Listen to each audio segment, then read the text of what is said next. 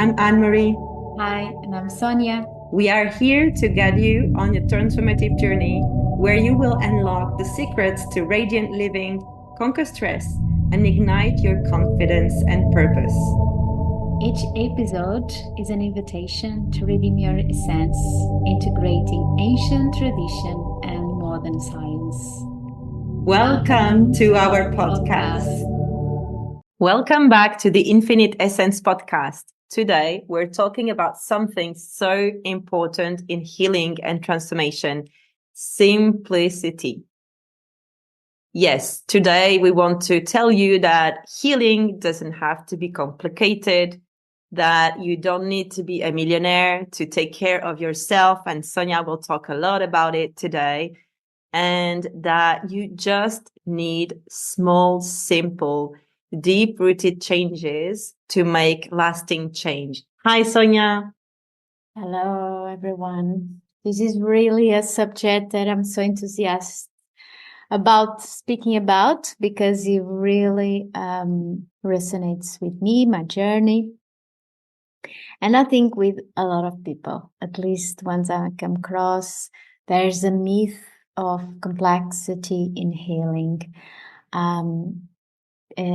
First of all, the myth that people think that deep changes needs to be difficult.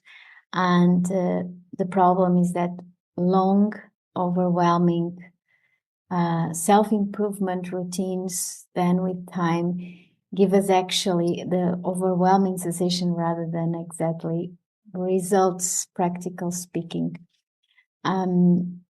And why simple, effective techniques are more sustainable and actually work.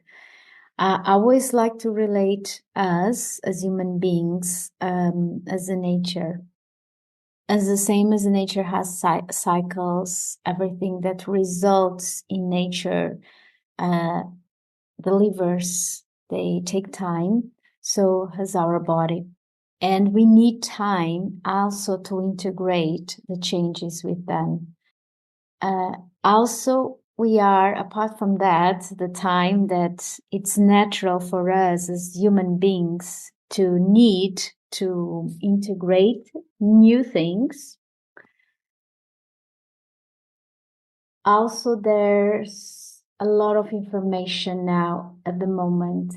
So this overwhelming is not just about don't give the enough space, enough time for things to happen, but also feeling a mental overwhelming about all the information, all the therapies that now we have access.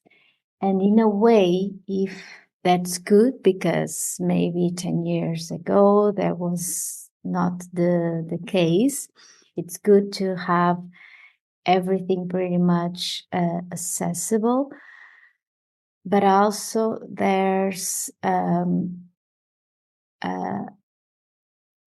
awareness that we should choose what's work for us, what is the best for us. I'm completely with you when you say that we need to give our body the time. And at the same time, there's that belief that we see, with people that come to you and come to me, that they've been on this road of trying to understand what's happening with them for years and years. And there's this mainstream belief that we need years of therapy, of weekly therapy or monthly therapy to overcome some challenges that we go through, and that it needs to be complicated and complex. And despite the fact that, of course, the result of what we're going through in our mind and bodies is years and years and years of thoughts that are not good for us, and we need to give some time to change that. It's not about, okay, you're gonna heal in 5 years, or you're gonna feel better about your burnout or your depression or in a couple of years. I think, and that's what I've seen, it can be a lot quicker than that. And part of it, if you want to have a look at, is your own story, Sonia, that we talked about in the last podcast. Sometimes change can be as quick as 1 month, 2 months, 3 months. So of course, it takes time. It takes the routine. It takes the habit that we need to change, the habit of thought, the habit of emotion that we feel inside of ourselves, and also the actions. And something we want to talk about is also we don't need to have complex routines. It can be just very small shifts and small habits that we can change, but it can be a lot quicker today than it has ever been in the past. So that's the positive message that we also want to leave you with. And Sonia, can you talk a bit about the habits? Because I know it's something that you love to talk about, you love to share. It's something that's really ingrained in your day-to-day life. And True. Tell us how simple it can be to create that and maintain that. Yeah.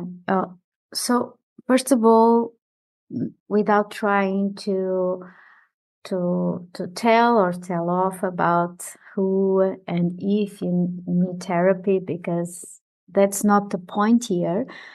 But this is all about simplicity. And what I found is that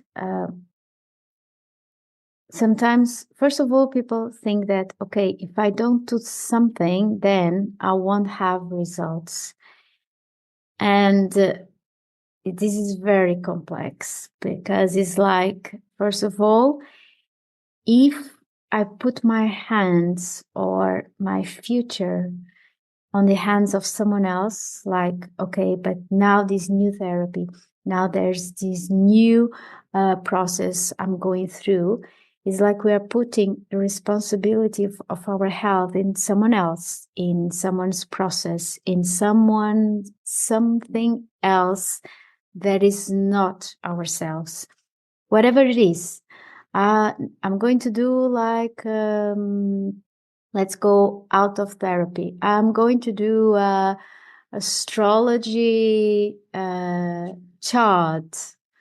So it's like I'm waiting for that appointment in order to solve something on my life. So in a way, it's like you're always in a position of like you have a lack of something, like you are not enough, in a position that I don't have all the tools. I'm not enough at the moment in order to go wherever I want to go. Like, this is in one way. In the other way is that routine requires, first of all, a base structure, which is self-responsibility. And for me, this is like 50% of the base if we go to numbers. Self-responsibility is like, I need to be responsible of myself. I'm the only person responsible for taking care of this human being, which is myself. So, requires discipline. And through the discipline, I will build up my routine. And routine, for many years, it looked like such a boring thing for me, because I always hated routine. And I must say that I love to swap my routine, but probably sometimes we have a bad concept about what is routine. It's like doing the same thing all day long, and it's not that like that. It's doing the same things, but not necessarily in the same order. I mean, actually, I now see routine as freedom, because if I'm stick with my routine, it's so impregnated on my body, I don't have to think about it. I don't have to think like, today I need to eat well, I need to go for a walk. And that's the thing that we put the pressure when we need to think a lot of what to do, what the person I need to see, what is the therapy I need to see in order to see some changes. And routine gives you that, gives you like, it's just me. You know, when you see someone and you say, oh, that person, it looks so simple what he does. And if you ask her, it's because it's just her, and that's why it looks easy. It looks simple. And we can identify that in others, like how it looks so easy, how it looks so simple, how it just flows. And for me, that's the natural state when we are able to live, to feel, to be ourselves in a natural way. It's like we don't have to force anything. And that comes in a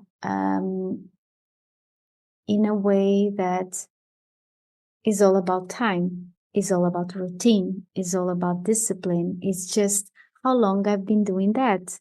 It's like someone else's job, someone else's attitude, someone else's gift, because probably she's done that whole her life. So routine gives that. So actually, for me, I see it as a freedom, a way for freedom.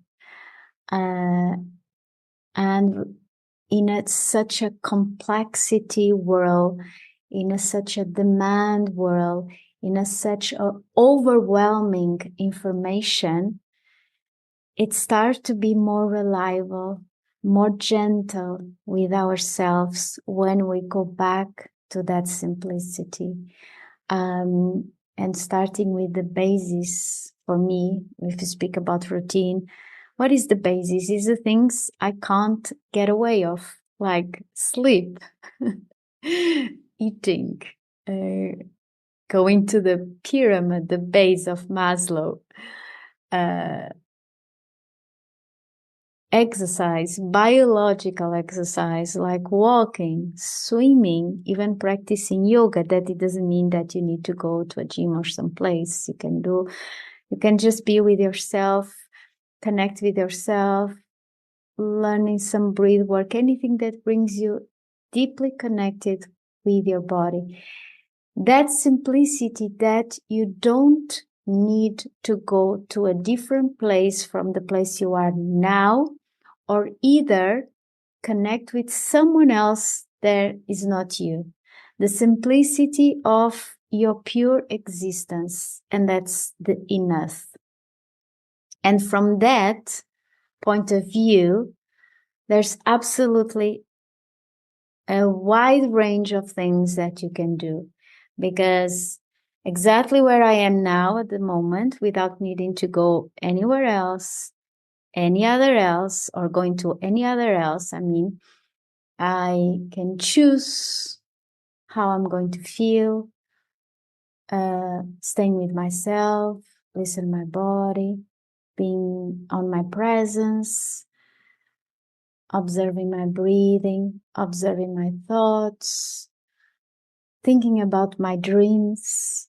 What can I do to make me happy or a better person today? What can I do now to serve someone else better? I'm hungry. Maybe I go to the fridge and see what I have there. Let me see with the things I have here, what can I prepare to serve my body now? So these all are simple things. And I think life demanding now is really going back to these bases, because it gives structure. We don't need that much apart from ourselves. Amazing. Thanks, Sonia.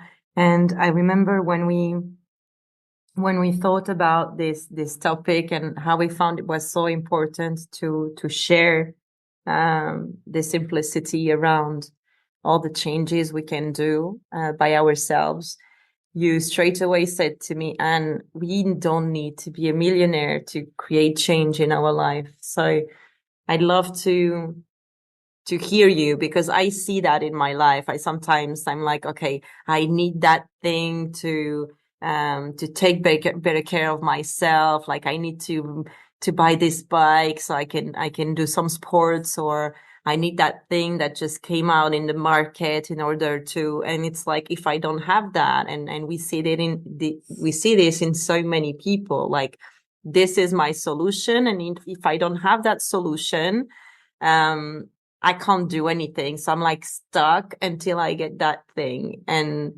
maybe that's also a way of us running away from really doing the changes and creating these small habits. So tell me why you've seen that we don't need to be a millionaire to take care of ourselves. Yeah, I don't even go to the millionaire, but let's go to just buying stuff, because I can see myself on that pattern sometimes. Yeah, we're not perfect either. Don't worry. Oh, and I'm happy I'm not. For example, when I start to find myself like wanting to have stuff, and I mean like, or buying something new, and I mean, I like to buy stuff sometimes, but I need to observe myself where it comes this need to buy something. Or when I start to find myself wanting to eat more, or doing more that requires buying or achieving, let's see.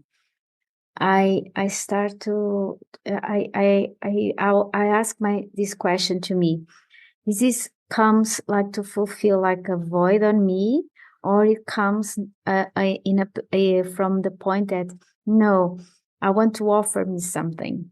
And that's, for me, that's the question I do to myself. So it comes from a empty space where I need to fulfill any kind of empty hole on me, or it comes from a place that, oh, I need to give some treat to myself.